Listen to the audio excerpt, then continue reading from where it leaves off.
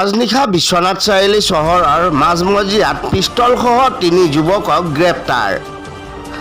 যুৱক 3জন উঠি অহা AS01 ET 2052 নম্বৰৰ বাহনত আৰক্ষীয়ে এটা পিষ্টলসহ উদ্ধাৰ কৰিছে বহু পৰিমাণৰ নকল টকা বনোৱা ব্যৱহাৰ হোৱা উকা কাগজ।